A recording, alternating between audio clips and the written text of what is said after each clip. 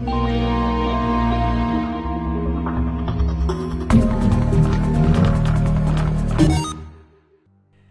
what is going on, everybody? Germa here with the Q&A answers video. And before I get really into this at all, I want to tell you what's going on in the gameplay. This is the Binding of Isaac. And in my last Binding of Isaac video, I kind of just stopped. I got to maybe 1 or 2 rooms ahead of where you saw last time, and then I died. So I figured, why not just try and beat the game in one sitting, and then use it as the Q&A background. So that's what I did. I beat the game. I don't beat the entire game, though. Those of you Isaac veterans will know what I'm talking about here, but for those of you that have no idea, I don't really want to give away any of the game's secrets or any of its endings or anything like that, so you can understand that. So that'll be in the background here. We got about 25 minutes to answer some of these questions, so let's get started right now. Thank you so much, everybody, for your questions. Here we go. So, kicking it off, My Stream asks, hey, Germa985, if you weren't gaming, what would you have spent all your time doing? And do you ever regret the amount of time you spend gaming, as it is very time-consuming? Very, very good question, and the answer to that is yes, I probably would be doing workouts. Those of you that know, I'm a very big workout person, and the last couple of months I haven't really been in the gym a whole lot as I should be. So if I wasn't playing as many games and doing all these videos, I would definitely be spending a hell of a lot more time in the gym. Because I've been getting a little sloppy lately. My arms, my back, my abs, I'm a little on the spaghetti side right now, and I gotta change that. So that's gonna be something I gotta put in a schedule and get into that again. So next is from Ryan Brady 9, and he asks, I've been asking this question for freaking ages now. Germa, what is your background and ancestry? Well, I am 50% Irish, 25% Scottish, and 25% Polish. But really, though, if you take a look at me and my father, and I look just like my father, so I got it all from him. There's a little bit of my mother creeping in, at least in my facial features, but I get all my, I smell Irish, I look Irish, I talk Irish. Well, no, I don't, but you get the idea. I look like I'm Irish. So, JLep722 asks, mashed potatoes or sweet potatoes? And oh my god, get those sweet potatoes out of here. The reason why I wanted to answer this question is because I really don't like sweet potatoes, like, at all. I saw that question and I was like, oh, I gotta answer this one. So let me back up. Sweet potatoes, I had them when I was a little kid, and the reason why I don't like them is because somebody put them in front of me, mashed, and they told me that they were mashed potatoes. Like, oh, these are just mashed potatoes, eat them. And I took a bite, and they didn't taste like mashed potatoes. They tasted like squash, which is something I also really don't like. So if you ever want Germa to get sick and puke, give him a plate of sweet potatoes and squash. He'll puke, guaranteed. Next up is from Gundam Designer, and they ask, Germa, do you watch any anime, or do you enjoy watching anime? And if you do, what are your top 20 series? And before I answer this question, I gotta tell you, Gundam Designer, I don't have a top 20. I don't even have a top 10 or a top 5. So I'll tell you, I will answer that question, though. I enjoy anime, I do. But I don't really watch a whole lot of it. I can't say I'm like a big anime fan, but if it's on TV or if I catch an episode, I'll watch it. And I'm not gonna be like, this is anime, this is dumb. And the only series I really watched from start to finish was Full Metal Alchemist. I watched all 52 episodes, I think, and I saw the damn movie. And I thought that was a great series. And if you thought that series was stupid, if you think there's much better series out there, then you may or may not be right. I just don't really know a whole lot about the scene to really give an opinion like that. Like, oh, this is the best or this is the worst. But yeah, that's kind of how I feel on anime. So the next one, I thought this was really a funny question, so I wanted to put it in here. So the next one is from BoredDude73. And he says, how do you do a Boston accent? I love the accent. I wish Virginia had a better accent when I was growing up. Well, here we go. This is how you do a Boston accent. I'm going to teach you. Germa teaches Boston accent, dude. So essentially what you're going to do is anytime there's an R in a word, so let's say the word is father or sister or car, you're going to turn that R into an AH. So instead of car, it's going to be ka. Instead of father, it's going to be father. Instead of sister, sister. So anytime there's an R at the end of a word, just drop the R and say A instead. I like this next one a lot. So this is JPS IMS HM, and he or she asks, SAT or ACT scores? And this is great because I got a 1,000 on my SATs. I didn't really do that great. I did pretty average. I think the average is, 900, 950 is the average. So I did okay. I mean, I didn't do fantastic or anything. And also, I got a question a long time ago, and I'll lump it into this question. It was, what is your IQ? My IQ was 126. And before anyone says, wow, geez, that's pretty high. Are you like really smart? What, did you go to like MIT? No. My performance IQ is like 70. So I have a pretty low performance IQ and a really high general IQ. So I average out to be a really typical person.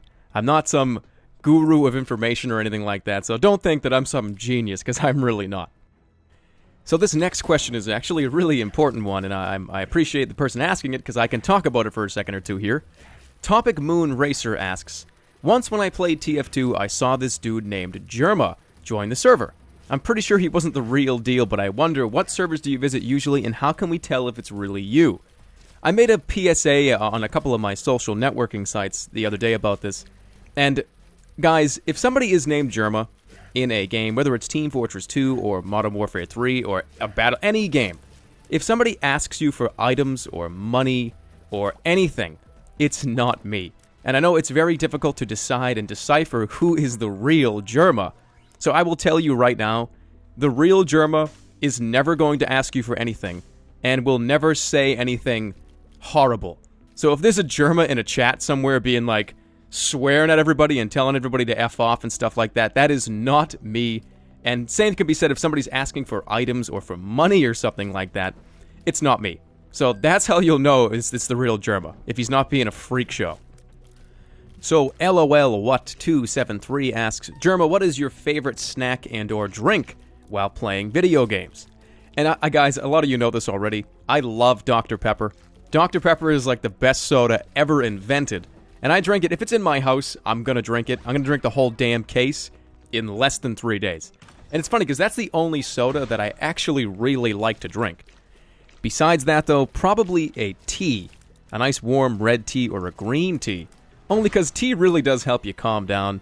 If I'm playing in a game of Team Fortress or I'm playing some kind of game and it's making me get to that point where I'm going to start raging, tea helps in so many different ways. I just take a sip of the tea, I sit back, and I go, it's not worth raging. I got my tea here. So yeah, Dr. Pepper or tea. So next up is going to be Fall Sherm Boy. I think I'm saying your name right. If I'm not, then absolutely correct me. So he asks, hey Germa, tell us your most embarrassing moment in your school time. Now I'm going to take this as high school, only because back in middle school, I don't remember anything, so I'll take it as high school. So I don't have any embarrassing moments to really talk about. The one thing, though, I can actually talk about that does come to mind is braces. Now, a lot of you guys probably have braces, or you're going to get braces, or you recently got them off. I got braces really late. I got braces when I was 17 years old. So as you can imagine, getting braces that late, I had a lot of people come up to me and say, really? Braces now? 17, 18 years old? That's pretty late. And, I mean, nobody was really a jerk about it. I had a lot of friends in high school, but, you know, senior pictures, senior prom, all that stuff was kind of ruined. And not ruined in the sense where I say, oh, woe is me, I have braces, I don't want to take a picture of me ever again, get the cameras out of here. Not like that, but more in the sense of my senior pictures, my mouth is closed, and senior prom, I didn't even go. So those two things, pretty important things in your life, I kind of skipped out on. So next up is going to be Tweeku, and he asks, did you fix your sleep schedule yet? And then a heart. So yes, I have fixed my sleep schedule. I haven't fixed it really totally, completely, but I fixed it enough where I'm able to go to sleep at a somewhat human being time and wake up at a somewhat human being time. So yes, I have fixed my sleep schedule. TV Rudder asks, hey Germa, have you ever been over here to the UK? And no, the answer is no. I've never been to the UK. I've actually never traveled outside of the continental US. well, the continental North America. I've been to Canada, but I've never gone outside of Canada or the continental U.S. So I've never been to Hawaii. I've never been to Puerto Rico. Puerto Rico's not really a state, but it's still a part of the United States, sort of, I guess you could say it is. But yeah, I've never gone anywhere else. I want to, though. If I could make a resolution, I guess you could say, I want to travel to at least, I want to go to London. I want to see London. I want to see Tokyo. So those are like the two places, like London and Tokyo are the number one and number two places that I want to travel in the somewhat foreseeable future. I'm not talking like tomorrow. I'm not talking like, a year from now. But Tokyo, I hear Tokyo is a pretty ridiculous place. For gaming, oh my, it's like the gaming capital of the world. People tell me, they say Tokyo is kind of like Times Square times 1,000. So that's definitely something I want to check out at some point in my life. This next question was asked by a lot of people, and I've actually got this a lot of times, so I'm going to show it to you right now. The question is, can we see your Team Fortress 2 statistics? Like times played as a spy or most points as the engineer. So on the screen right now, we're going to cut away from Isaac for a second here. And there it is. This is the stat screen of my Team Fortress 2 loadout section. So there you go. I'll leave it up here for a good maybe 20 or 30 seconds so you get a look at it. So there it is. Ooh, this one is going to get me talking for a little while. So everyone get in your seats, get your popcorn, because I'm about to have a rant. So the question is from XX Amonic XX. Germa, what is your favorite strategy game and series? Okay, so Warcraft 2 is probably my introduction to the whole strategy scene.